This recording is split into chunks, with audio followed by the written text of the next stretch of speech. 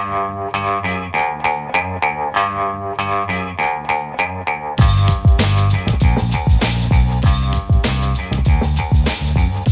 Lehrer on WNYC, and again this drive we're doing a 10-question quiz each day to have a little fun and break things up a little bit. Around 11 o'clock every day it's been a different theme to test your knowledge, get 2 in a row right, and today you'll be able to choose between the two T-shirts that we're having a little bake-off between the 1960s themed Peace, Love, and Brian Lehrer tie-dye T-shirt or the 1930s themed WNYC vintage van T-shirt. Today's theme is New York area landmarks. Our lines are full, but as people finish up, you can try to get in at 212-433. WNYC for today's 10-question quiz. We'll start with Brian in Battery Park City. Hi, Brian. Ready to play? I think so. Okay.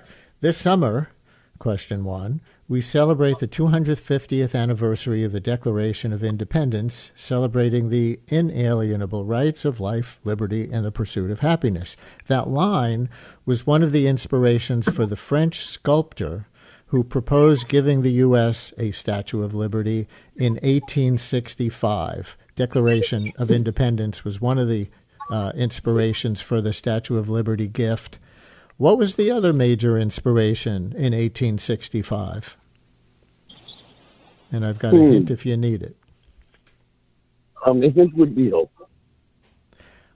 Just simply that I said the proposal was first made in the year 1865.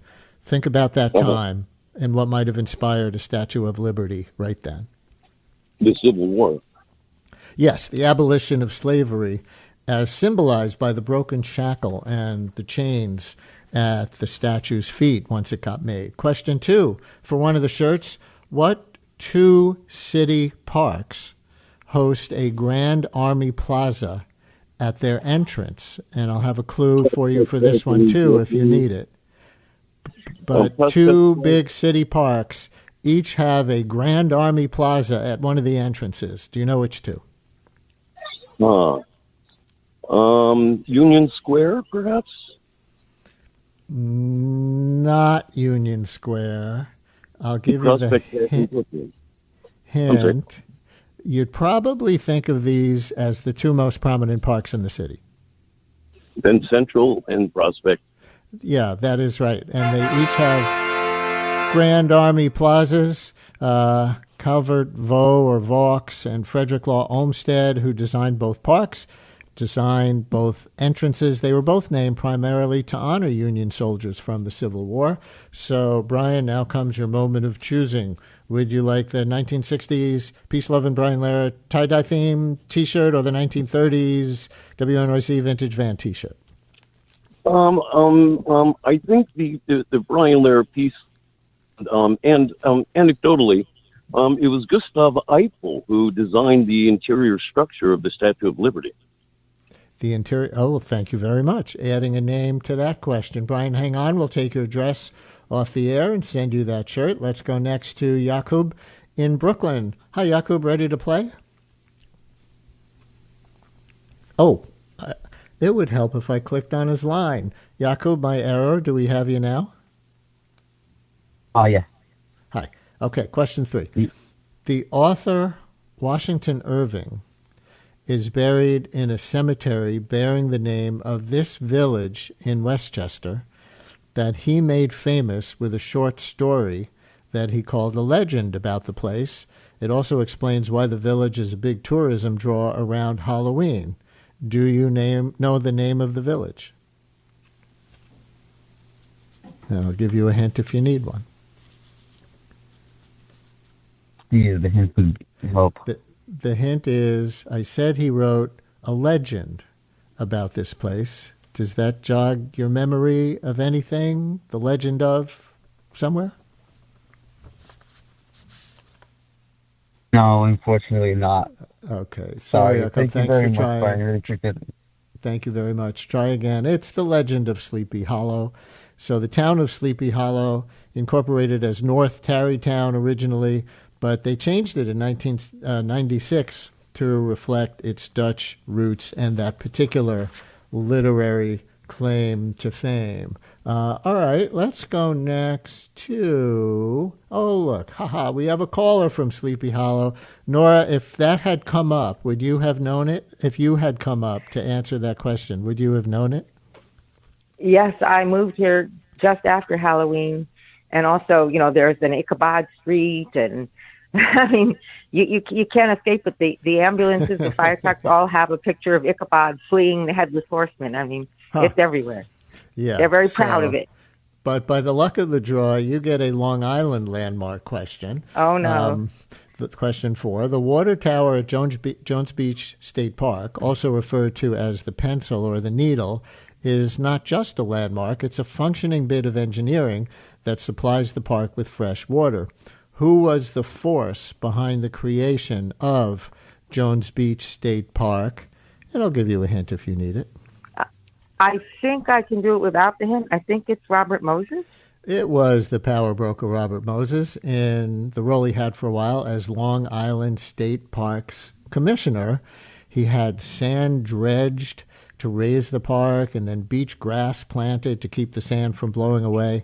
And they say the water tower is modeled after the bell tower of St. Mark's Cathedral in Venice, something I did not know when I went swimming in the water at Jones Beach. All right, question 5 for one of the shirts. Speaking of Robert Moses, he's also behind the famous Unisphere sculpture in Queens, that big stainless steel globe in Flushing Meadows, Corona Park. Do you know the occasion for the construction of the Unisphere? I think it was the World Fair that my mother took me to when I was 6, me and my brother and sister. I think it was the 64 World's Fair. That would be absolutely right. The 1964-65 World's Fair. According to the New York City Parks Department website, the Unisphere celebrated both the dawn of the space age and the fair's broader theme of peace through understanding. So with that as a prompt, do you want the Peace, Love, and Brian Lehrer T-shirt, 1960s themed, or the 1930s themed vintage van T-shirt? Well, no offense to present company, but I've been craving the vintage van T-shirt since they announced it, and I did donate earlier this drive, but I don't donate enough to have gotten it that way, so I'm thrilled to have won. Well, I'm glad you got it this way, Nora. Hang on, we'll take your mailing address off the air. Let's go next to Danielle in Astoria. Hi, Danielle. Ready to play? Hi. Yeah, I'm ready to play. Okay, question 6 on New York City New York area landmarks. The Women's Rights Pioneers Monument in Central Park, featuring Sojourner Truth, Susan B. Anthony, and Elizabeth Cady Stanton, was dedicated in 2020, almost doubling the number of individual real women honored with statues in city parks. Those 3 almost doubled the number. Here's the question. Can you name any one, just one, of the 4 women who had statues in the city before 2020? Wow. Do you have a hint for this one? Let's see. Hint could be one famous first lady, not Hillary Clinton. Roosevelt? Eleanor Roosevelt is right, so we'll give you that. That's at Riverside Park and 72nd Street. Also, Gertrude Stein has a statue in Bryant Park. Harriet Tubman, 123rd Street and St. Nicholas Avenue, and Joan of Arc. There's a Joan of Arc statue. All right, so for one of the shirts, question 7. 1520 Sedgwick Avenue in Morris Heights, the Bronx, is a significant cultural landmark in the history of both the Bronx and the city as a whole, and really the whole world in a certain respect. Do you know what happened there at 1520 Sedgwick Avenue on a late summer night in 1973? I actually don't think I do. It was a first in music history. I'll give you that as a hint.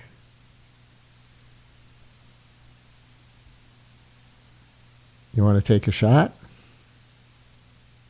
I might have to phone a friend. No, we don't have time for that. All right, Danielle, sorry. Well, it was what is known as the debut of hip-hop, right? And many of you know, although its roots go back farther, it's become accepted that DJ Kool Herc DJ'd a back-to-school party in the Rec Room of 1520 Sedgwick on August 11th, 1973, and debuted hip-hop using two turntables to prolong the instrumental breaks of the music. I think it was that two turntables hookup that was sort of the invention that got that labeled, that innovation. All right, let's go next to Robin up in Tuxedo, New York. Hi, Robin. You're on WNYC. Ready to play? I am. Question 8. We have some famous lighthouses in the area. The Little Red Lighthouse along the Hudson under the George Washington Bridge had a famous children's book written about it. But which one is the oldest operating lighthouse in the whole United States? This one's multiple choice.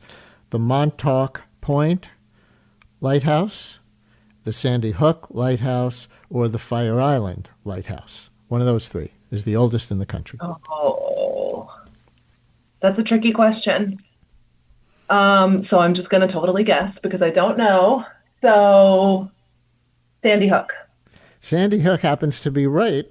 Operating in Jersey since 1764. And funny enough, it's now 1.5 miles from the water due to shifts in the shoreline. And it was designated a National Historic Landmark in 1964.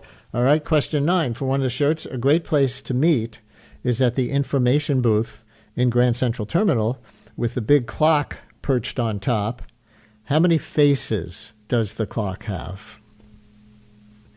How many have to faces? Remember to turn them all forward on Saturday night. How many faces? Yeah. How many clock faces? Okay. Again, this is a guess.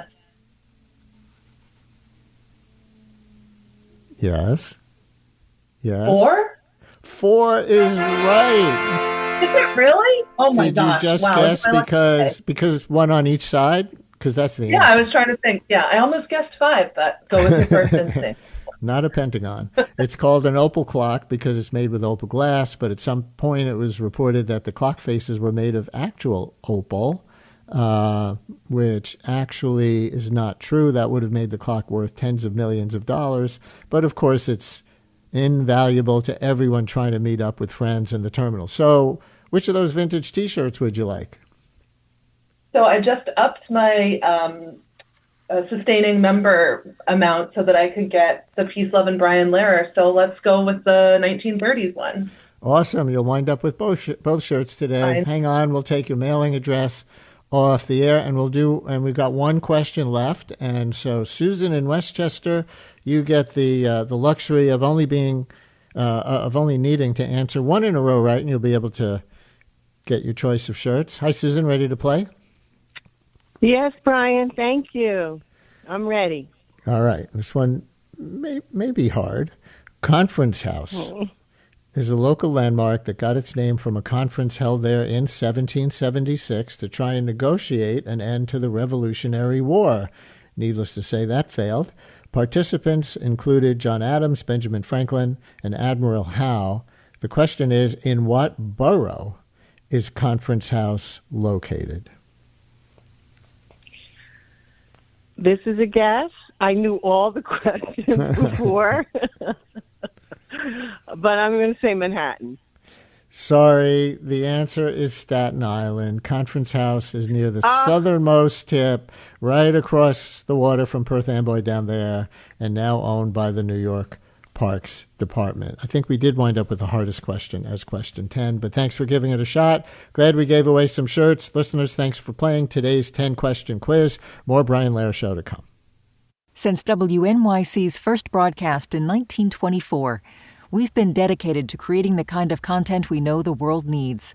Since then, New York Public Radio's rigorous journalism has gone on to win a Peabody Award and a DuPont Columbia Award, among others.